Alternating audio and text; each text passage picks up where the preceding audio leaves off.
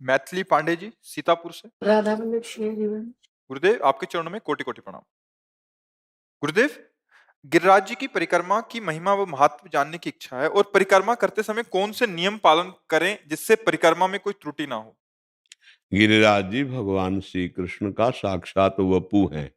भगवान ने देवराज इंद्र की पूजा रुकवा करके गिरिराज महाराज की पूजन वृत्ति ब्रजवासियों में प्रकट की और स्वयं गिरिराज स्वरूप में प्रकट होकर कहा, मैं गिरिराज हूँ और भोग आरोगा। और उसी समय भगवान ने गिरिराज जी की परिक्रमा पूरे ब्रजवासियों से कराई। ये जो 21 किलोमीटर में गिरिराज जी महाराज विराजमान है, ये साक्षात श्री कृष्ण वपु हैं। मतलब ये शिला यहाँ से कभी ले नहीं जाई जाती। ब्रज के बाहर कोई गिरिराज जी की शिला कभी भूल न करे ले जाने की, नहीं महत अपराध लगता है। और यहाँ जो परिक्रमा दी जाती है तो दाहिनी तरफ गिरिराज जी होते हैं पूरी परिक्रमा में। जब हम परिक्रमा देंगे तो दाहिनी तरफ आराध्य देव गिरिराज जी होते हैं। तो इधर लघु शंका न करे, इधर थूके नहीं, इधर कुल्ला न करे, लघु शंका कुल्ला बाई तरफ करे। और पूरे गिरिराज जी में मौन परिक्रमा दे या नाम कीर्तन करे, बीच में कोई प्रपंच की बात न करे, कोई नशा न करे। जैसे अज्ञानी जन है, नहीं जानते हैं तो मसाला खा लिया या बीड़ी सिगरेट पी, ऐसा नहीं। परिक्रमा मतलब पूजा हो रही है। भले एक बार परिक्रमा दो लेकिन नंगे पैर परिक्रमा दो, क्योंकि पूजा में जूता पहन के थोड़ी जाते हैं। तो हम गिरिराज जी की परिक्रमा कर रहे हैं, नंगे पैर करे, दाहिनी तरफ कोई लघुशंका मलमूत्र का कुल्ला आदि का त्याग न करे, बाईं तरफ करे और मौन व्रत धारण करते हुए नाम जप करे या नाम कीर्तन करते हुए। अगर चर्चा हो तो भगवत चर्चा हो, नहीं तो मौन। ऐसी पूरी परिक्रमा कर ले तो 84 लाख योनियों में नहीं जाएगा। एक बार वृंदावन की परिक्रमा, गिरिराज जी की परिक्रमा, ये साक्षात प्रभु विराजमान है। अलौकिक धाम श्री धाम वृंदावन चिदानंद धाम है। तो वृंदावन है, गिरिराज जी हैं, बरसाना है, 84 कोस की ब्रज की परिक्रमा है, ये सब भगवत प्राप्ति के लिए है। तो सावधानी पूर्वक परिक्रमा दी जाए, ये साक्षात भगवत स्वरूप हैं गिरिराज जी महाराज। जो भी कामना अगर की जाती है और गिरिराज जी की प्रदक्षिणा दी जाए भाव से, तो लाखों की कामनाएं पूर्ण कर दी गिरिराज जी ने, और लाखों की करते रहेंगे। पर भाव पूर्वक होना चाहिए, अपराध बीच में ना बने। तो संपूर्ण कामनाओं को पूर्ण करने में समर्थ कल्पतरु कामधेनु सुरतर स्वरूप श्री गिरिराज जी महाराज। जैसे कल्पतरु के नीचे चला जाए जो चाहे वो प्राप्त हो जाता है, जैसे कामधेनु से जो चाहे वो प्राप्त हो जाता है, ऐसे गिरिराज महाराज से प्राप्त हो जाता है। हमारे ब्रज के मुकुटमणि हैं गिरिराज महाराज। महाराज जी एक दो और संशय थे इसमें। जी जैसे रास्ते में कहीं गुरुजनों के या संत महापुरुषों के आश्रम या उनकी कुटिया है, उनके दर्शन करते हो या उधर 1-2 घंटा बैठ के जा सकते हैं, इसको भी हाँ, पर परिक्रमा अगर दाहिनी तरफ कोई कुटिया या आश्रम है तो हम वहां लघुशंका नहीं करेंगे। हम सोच रहे हैं बैठ सकते हैं कि महाराज जी उधर हाँ जाके बैठ सकते हैं। कीर्तन आदि एक जगह पे बैठ के। हाँ हाँ, वो तो कर सकते महाराज हैं जी अगर क्योंकि कुछ बीच में रास्ते में जैसे परिक्रमा लंबी है कुछ हाँ पा सकते हैं महाराज जी। हाँ, एक इधर बाईं तरफ बैठकर, बाईं तरफ बैठकर गिरिराज जी की इस साइड में बैठकर खाएं पिए कुल्ला करें लघुशंका करें, क्योंकि 21 किलोमीटर की यात्रा होती है ना, तो हाँ ऐसा कर सकते महाराज हैं। जी क्या पादुका आदि में भी परिक्रमा हो सकती है। नहीं, पादुका में पहन करके नहीं हो सकती, बिल्कुल नहीं। पादुका पहन करके कहीं पूजा होती है क्या? पूजा गृह में हम पादुका पहन के थोड़ी जाएंगे। तो ऐसे इस समय जब परिक्रमा दी जाती है तो हम प्रदक्षिणा, ये भक्ति का अंग है, उस समय हम पादुका नहीं पहन। तभी हमने बीच में कहा भी, एक ध्यान से सुना होगा कि चाहे एक परिक्रमा दे पर नंगे पैर दे। जो मतलब शास्त्रीय नियम है कि पादुका पहन करके कहीं परिक्रमा नहीं होती। जा सकते हो, आप मान लो गिरिराज जी गए हो तो पादुका पहने जा सकते हो, लेकिन जहां परिक्रमा उठाई तो पादुका हटा देनी चाहिए, नंगे पैर देना। महाराज जी एक और संशय, जैसे कुछ वृद्ध जन होते हैं 70-80 साल की उम्र हो गई है, चल नहीं पा रहे, क्या टमटम आदि से वो बैठ के नंगे वो पैर दर्शन करना माना जाएगा। पूरे गिरिराज जी का दर्शन हो रहा है टमटम में, रिक्शा में बैठकर। रिक्शा और टमटम में बैठ करके प्रदक्षिणा नहीं मानी जाएगी। वो दर्शन कर रहे हैं आप गिरिराज जी की तलहटी के आसपास। गिरिराज जी का बड़े भाग्यशाली है वो भी। अंदर से ऐसी भावना कर ली जाए कि महाराज जी हम परिक्रमा कर रहे हैं, क्योंकि हमारा इतना शारीरिक हाँ, तो फिर उसमें तो अगर यहाँ ना भी आवे तो भी परिक्रमा का फल मिल जाएगा। ये तो गिरिराज जी आने की बात है। मान लो 1000 कोस दूर है और वो गिरिराज जी का दर्शन कर चुका है एक बार, और प्रदक्षिणा एक बार कर चुका है और वृद्ध है, तो 10 मिनट बैठकर एकांत भाव में आया, एकाग्रता पूर्वक प्रणाम करके प्रदक्षिणा शुरू कर दी मानसिक, तो उसको वही फल मिलेगा। ये भी बात है, पर इतनी एकाग्रता सिद्ध पुरुषों में होती है। अब मन तो एक सेकंड में कितना चंचल है, कहाँ से कहाँ पहुंच जाता है। पूरी गिरिराज जी की परिक्रमा पूरी एकाग्रता से अगर मानसिक दे दी जाए तो वो भी प्रगट परिक्रमा का ही फल प्रदान करेगा। पर बड़े भाग्यशाली, जैसे अब शरीर वृद्ध है या शरीर में दम नहीं है चलने की, तो वो गाड़ी में बैठ करके, मतलब रिक्शा गाड़ी वो नहीं होती, टमटम या हाँ टमटम साइकिल आदि, आदि, हाँ। तो वो दर्शन है। देखो, इसमें खास बात, जब हम कष्ट सहकर श्रम पूर्वक परिक्रमा करते हैं तो हमारे पाप नष्ट होते हैं। जो तप है, जो कष्ट पूर्वक किया जा रहा है, वो हमारे पापों को नष्ट कर रहा है। और पाप जब नष्ट होते हैं, हृदय निर्मल होता है, तो फिर हमें सुख की प्राप्ति होती है। हमें जो दुख मिलता है वो हमारे पाप कर्म है।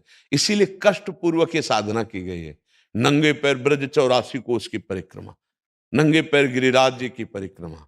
अब जैसे 84 कोस की परिक्रमा अपने लोगों ने लगाई, तो कोई पादुका थोड़ी पहनी है, सावधानी रखी गई। तो ये कष्ट पूर्वक तप है, जिससे भगवान प्रसन्न होते हैं, हमारे पाप नष्ट होते हैं।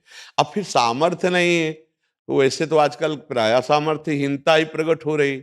जूता मोजा कार और इसमें जो है ना, तो वो कोशिश करेंगे पैदल चलने की थोड़ी, वो तो कार से ही देखने को। अगर ये हो कि कार से घूमने से फल मिल जाएगा, तो जो कुछ परिक्रमा लग भी रही वो भी बंद कर देंगे। तो खास बात यह है कि जितना तुम शरीर को कष्ट देते हुए नंगे पैर परिक्रमा दे रहे हो, उसका तो फिर अलग ही स्वाद मिलेगा। निश्चित, निश्चित बहुत कृपालु गिरिराज जी महाराज है। कोई केवल दर्शन कर रहा है, कोई गाड़ी से केवल दर्शन करके आया, वो भी भाग्यशाली। पर परिक्रमा की तुलना नहीं हो सकती। जो नंगे पैर परिक्रमा गिरिराज जी की लगा रहे हैं, उनकी तुलना गाड़ी और रिक्शा इससे नहीं हो सकती। वो अहोभाग्य है। पर कोई नशा ना करें। प्राय हमने देखा है कि गलती कर देते हैं, जैसे बीड़ी सिगरेट और तम्बाकू मसाला खाया कि भाई इतना वो मेहनत कर रहे हो, त्रुटि भी कर रहे हो, ठीक नहीं है। अरे कम से कम 5 घंटे गिरिराज जी की परिक्रमा लगी, तो 5 घंटे नाम जप करो, 5 घंटे तो कोई नशा मत करो, 5 घंटे तो कोई गंदी बात मत करो, कोई गंदा चिंतन ना करो, तो उसका लाभ मिलेगा। तो कष्ट पूर्वक जो गिरिराज जी या वृंदावन की परिक्रमा होती है, वो विशेष लाभदायक होती है। महाराज जी, एक कोई संशय ना रह जाए इसलिए पूछ रहे हैं हाँ महाराज जी। जैसे अभी हम कभी गिरिराज जी आदि जाते हैं, क्योंकि कुछ संत जन है एक एक दो दो परिक्रमा करते हैं, उनके पैरों के नीचे जी। तो सॉक्स आदि डाल लेते हैं, हाँ, तो वो सॉक्स क्या आदि। है कि वो दो दो तीन तीन जो परिक्रमा करते हैं, वो जूता नहीं पहनते, वो कपड़े की पट्टी बांधते हैं, क्योंकि घाव हो जाते हैं। तो उस घाव की स्थिति में भी उनको अपने नियम पूरे करने हैं, तो वो कपड़े की पट्टी बांध ले या ऊन के कपड़े का ऐसा उनका उद्देश्य जूता पहनना नहीं है। उनका उद्देश्य कि हमें गिरिराज जी की प्रदक्षिणा देनी है। पर अब पैरों में घाव हो गया। पहले अधिकतर हर जगह रज होती थी परिक्रमा में, अब प्राय कंक्रीट वाली ये रोड है, तो बहुत गर्म होने पर फिर त्वचा कट जाती है। और वो दिन में 3-3 बार लगाते हैं, मान लो 24 घंटे में 3 बार, तो वहां घाव बन जाते हैं। अब उनको अपना नियम पूरा करना है, तो मोटी कपड़े की पट्टी बांध ली या ऊन के ऐसे धारण कर लिए, वो उनके लिए है, उनका निषेधात्मक नहीं है। हम खास बात उनके लिए जो कभी कभी कर रहे हैं, तो वो नंगे, वो कोई जूता नहीं पहनते। महाराज जी, इसमें एक क्वेश्चन, हाँ आपने बोला जूते नहीं डालने, जी। तो क्या जैसे अभी सर्दी आती है, जी। जनसाधारण आदि सॉक्स डाल के डाल कर सकते हैं? नहीं, नहीं, मोजा और जूता दोनों पादुका के अंतर्गत ही आते हैं। हम जब श्री जी के सामने निषेध किए हैं कि नहीं, तो आराधना के लिए मोजा नहीं। अब जैसे वही मोजा पहनकर लघु शंका की है आपने, वही मोजा पहन करके आप अन्यत्र भी, अब वही मोजा पहनकर ठाकुर जी के सामने, मुझे तो अच्छा नहीं लगेगा। हाँ भाई, एकदम ऐसी परिस्थिति है तो नए मोजा जो लघुशंका शौच आदि में नहीं है, और वो पहने हो, तो बात अलग है। जैसे गुरजन वयोवृद्ध बीमार शरीर, तो वो धारण किए, पर नए मोजा, वो मोजा पहनकर वो बाथरूम नहीं जाएंगे। हाँ, अगर कोई ऐसी परिस्थिति है, तो ऐसा नए मोजा पहन करके फिर ऐसा कर सकते हैं। पर हमें लगता है कि अगर शरीर काम कर रहा हो, रोगी ना हो, तो कष्ट पूर्वक गिरिराज जी या वृंदावन की परिक्रमा लगानी चाहिए, जिसमें नंगे पैर हो तो और अच्छा है।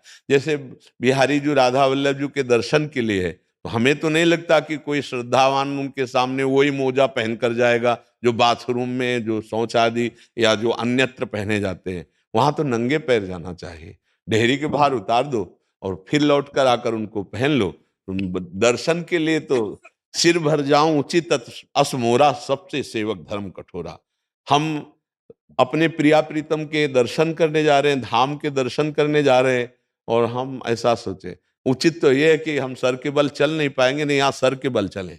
हमारी प्रिया प्रीतम की राजधानी है, हमारे प्रभु का धाम है। जैसे हम अपने गुरुद्वारे में अपने गुरुजनों के यहाँ अत्यंत दैन्य होके जाते हैं, तो गुरु के परम गुरु भगवान विराजमान है, तो हम बड़े भाव से जाएं। पर बकाया जिनका शरीर ऐसा नहीं है, वो नवीन मोजे धारण कर लें, नवीन मोजे धारण कर ले जो बाथरूम और शौचालय में प्रयोग नहीं किए महाराज गए। जी जैसे आपने बोला ईस्ट के पास, तो महाराज जी ईस्ट और गुरु में भेद नहीं है, तो जैसे गुरुजनों के पास आते हैं तो उनमें भी ये नियम लागू हाँ, होगा? जैसे अपने यहाँ की नियम है कि छोटा बच्चा है, अब उसको नहीं ज्ञान है ना, उसके मोजे होने चाहिए।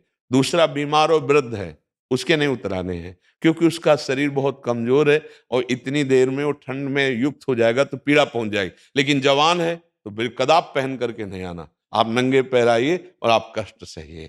ये प्रणाली पवित्र होने के लिए। अब जैसे वृद्ध मूर्ति है, अब उसको आप कह दो कि मोजा उतार दो तो ठंडी लग सकती है, नीचे से उनको जुकाम हो सकता है, लेकिन जवान आदमी सह सकता है। जवान आदमी को तप करने का अवसर है, तो इसलिए हमने दो को छूट दी है, एक छोटा बच्चा और एक वयोवृद्ध रोगी शरीर। अन्यथा सब मोजा रहित होकर के ही श्री जी के दर्शन करें या गुरु जी के दर्शन करें या परिक्रमा लगाएं। अगर छोटी परिक्रमा करते हैं तो, या बड़ी नहीं कर पाए हैं तो महाराज जी? परिक्रमा तो पूरी 21 किलोमीटर की है, आज चली जाओ छोटी करे आओ, एक दो दिन बाद फिर चली जाओ बड़ी करे आओ। पर परिक्रमा पूरी तभी मानी जाएगी जब 21 किलोमीटर की परिक्रमा होगी, नहीं तो आधी हुई ना। जी, छोटी कभी कर लें और बड़ी? हाँ, उसको हम 2-3 बार में कर सकते हैं कि आज यहाँ से यहाँ तक किया, चले गए, ना मानो सामर्थ्य नहीं, फिर अगली बार यहाँ से यहाँ तक किया, फिर यहाँ से पूरा पूरा कर लिया। तो एक परिक्रमा पूरी ऐसी है। जिनका शरीर पूरा साथ नहीं दे रहा, वो थोड़ा थोड़ा करके कर सकते हैं, 3 बार में कर सकते हैं, 4 बार में कर सकते हैं। बड़े नियत स्थान है जिनमें पहचान लगा दी कि हमारी परिक्रमा यहाँ से यहाँ तक हुई, अगली बार आए यहाँ से यहाँ तक कर लिया, फिर यहाँ से यहाँ तक कर लिया, तो ऐसे पूरी परिक्रमा कर सकते हैं, कर सकते हैं जी।